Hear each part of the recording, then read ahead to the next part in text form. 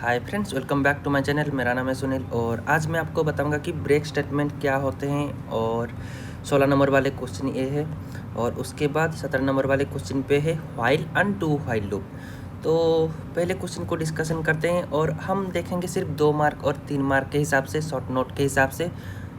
आपको चीज़ें पहले से पता होना चाहिए। ये वाला जो प्लेलिस्ट है ना, मैं आपको सिर्फ बता रहा हूँ 2 मार्क और 3 मार्क के क्वेश्चन अगर एग्ज़ाम पे आए तो आपको कैसे लिखना है। एक आप डेफिनेशन लिख सकते हो जो उसका डिस्क्रिप्शन होता है और एग्जाम्पल दे सकते हो, तो आपको 2 मार्क मिल जाएंगे। अगर आपका 3 मार्क का क्वेश्चन आया तो थोड़ा सा आप उसको एक्सप्लेन करके लिख सकते हो। इतना लिखना है और ज़्यादा कुछ मत लिखना, क्योंकि ज़्यादा लिखोगे तो मार्क कट जाएगा। ठीक है, टू दी पॉइंट आंसर लिखो। कंप्यूटर साइंस स्टूडेंट हो तो टू दी पॉइंट आंसर पे अच्छा मार्क मिलता है। तो चलो जल्दी से स्टार्ट करते हैं, टाइम वेस्ट नहीं करेंगे। Break statement is use to terminate a loop और स्विच केस परमानेंटली। तो जो लूप चलता है और जो स्विच केस चलता है, ये दोनों तो चीज़ आपको पता ही होगा, उनको परमानेंटली टर्मिनेट करने के लिए हम ब्रेक स्टेटमेंट यूज करते हैं। ठीक है, सेकेंड पॉइंट पे देखते हैं। It is generally used when we need to end the loop और flow when any particular condition meet. कब ये टर्मिनेट करता है? जब एक कंडीशन मीट होता है। तो इसको समझने के लिए, मतलब ये जो लाइन है ना, ये लाइन और ये लाइन मतलब सेम है, उसका मीनिंग सेम है, पर लिखने का तरीका अलग है। ठीक है, अगर आपको 2 मार्क आया तो एक ये पहला वाला लाइन लिख के एग्जाम्पल दे सकते हो। अगर 3 मार्क आया तो 2 लाइन लिख लो, उसको थोड़ा सा घुमा के लिखो, मतलब जो भी आप सोच रहे हो, जैसा भी आपको समझ आ रहा है उसके हिसाब से लिखो और एक एग्जाम्पल लगाओ। ठीक है, तो एग्जाम्पल जब आप दोगे तभी आपको मार्किंग अच्छे से मिलेगा। सिर्फ ऐसा नहीं कि ये वाला चीज़ लिख लिया तो आपको 1 मार्क मिल गया, नहीं, हाफ मार्क मिलेगा। अगर इसके साथ साथ आप ये एग्जाम्पल भी लिख लिए तो आपको 2 मार्क और 3 मार्क अच्छे से मिल जाएंगे आसानी से। तो एग्जाम्पल देखते हैं। डेफिनेशन तो आपने देख लिया है। एग्जाम्पल पे आएंगे व्हाइल।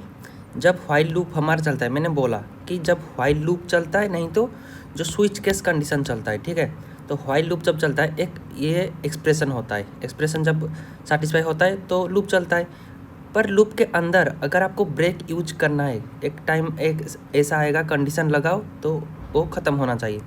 तो आपको इफ़ कंडीशन लिखना पड़ेगा, इफ़, और उसके अंदर एक कंडीशन लिखना पड़ेगा। मान लो आप लिखे इफ़ एक्स इक्वल टू 5, तब हमारा लूप ब्रेक कर दो, हम 5 से आगे नहीं जाएंगे, तभी ब्रेक स्टेटमेंट यूज होता है। ठीक है, और ब्रेक के बाद सेमीकोलन लगाना मत भूलना। तो उसके बाद ये लूप उधर ही ख़त्म हो जाएगा, 5 तक रन होगा। मान लो एक नंबर आपको प्रिंट करना है 1 2 3 4 5 6 7 8 9 10, तो जब 5 तक आएगा तभी आपको अगर कंडीशन लगा दिए तो तभी ब्रेक स्टेटमेंट यूज हो गया। और आप चाहो तो इसके साथ साथ, मतलब ये जो सिंटैक्स वाले जो कोडिंग है, इसके साथ साथ मैंने जो बोला कि 1 to 10 प्रिंट करवाना है और उसके अंदर ब्रेक लगाना है, उस टाइप से सिंटैक्स भी लिख सकते हो।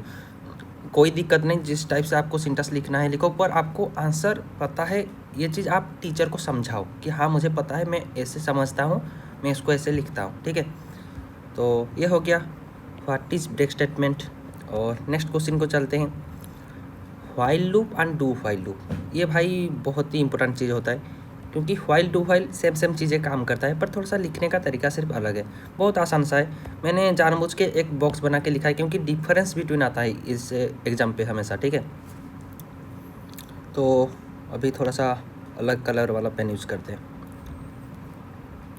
व्हाइल लूप पे क्या होता है और डू व्हाइल लूप पे क्या होता है।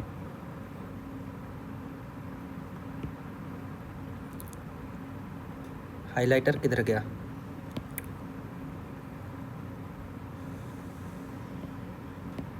हाँ, अब आ गया। तो व्हाइल लूप क्या करता है ना, check condition before executing the loop body.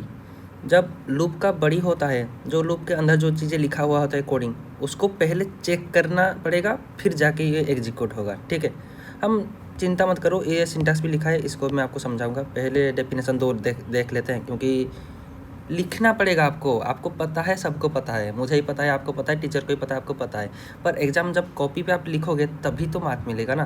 ठीक है, इसलिए हम कैसे लिखते हैं ये चीज़ देख रहे हैं। और डू व्हाइल पे क्या लिखोगे, इसके जो अपोजिट वाले चीज़ें होती है, इधर डू व्हाइल पे लिखोगे executes the loop body at least once before checking the condition. Condition जो भी हो कुछ मतलब नहीं, एक बार पर ये रन होगा, पर इधर पहले कंडीशन चेक होगा उसके बाद रन होगा। ठीक है, व्हाइल लूप पे पहले कंडीशन चेक होगा, इस पे पहले एक बार रन होगा, उसके बाद कंडीशन चेक होगा। व्हाइल लूप को और क्या बोलते हैं, also known as entry control loop और pre test loop. Entry control loop और प्री टेस्ट लूप, ये दो चीज़ याद रखो, एंट्री कंट्रोल और प्री टेस्ट। ये टर्मिनोलॉजी कभी कभी पूछ लेता है कि एंट्री कंट्रोल क्या होता है और प्री टेस्ट क्या होता है, तो उसको भी व्हाइल लूप ही बोलते हैं, ठीक है। तो जब एंट्री करेगा तभी इधर कंडीशन चेकिंग होगा, पर इधर पहले कंडीशन चेकिंग नहीं होगा, पहले वो एग्जीक्यूट होगा, उसके बाद कंडीशन चेकिंग होगा, ठीक है। तो इसलिए इसको बोलते हैं एग्जिट कंट्रोल लूप और पोस्ट टेस्ट लूप। ये प्री टेस्ट, ये पोस्ट टेस्ट। प्री मतलब पहले, पोस्ट मतलब आफ्टर, बाद में, ठीक है। तो ये हो गया व्हाइल लूप और डू व्हाइल लूप का डेफिनेशन और एक एक लाइन वाला जो चीज़ है, क्या कहते हैं, कैसे कहते हैं, किसको कहते हैं, ठीक है। उसके बाद एक आपको सिंटैक्स लिखना पड़ेगा और एग्जाम्पल लिख सको तो अच्छा है, पर 3 मार्क के हिसाब से इतना भी लिखो तो आपको मिल जाएगा, क्योंकि इधर 3 पॉइंट, इधर 3 पॉइंट है, ठीक है। और 2 पॉइंट लिखो तो और भी अच्छा है। सिंटैक्स है व्हाइल कंडीशन, जब कंडीशन होता है प्रिंट स्टेटमेंट, मतलब ये जो प्रिंट वाला जो स्टेटमेंट भी जो है आपका कोडिंग है, और उसके बाद क्या होता है इंक्रीमेंट डिक्रीमेंट। तो पहले कंडीशन आता है व्हाइल पे, उसके बाद ही आपका प्रिंट वाला स्टेटमेंट चलता है। डू व्हाइल पे क्या होता है, पहले डू होता है, मतलब पहले प्रिंट स्टेटमेंट को करो, डू होके ही प्रिंट स्टेटमेंट को करो। ये जो डू होगा ना, ये जो डू होगा इधर, पहले आपको ये रेड कलर लाते हैं, पहले ये डू होगा और ये प्रिंट स्टेटमेंट करेगा, उसके बाद जाके इंक्रीमेंट डिक्रीमेंट करेगा, काम वगैरह करेगा, उसके बाद जाके कंडीशन लास्ट में चेकिंग होगा, ठीक है।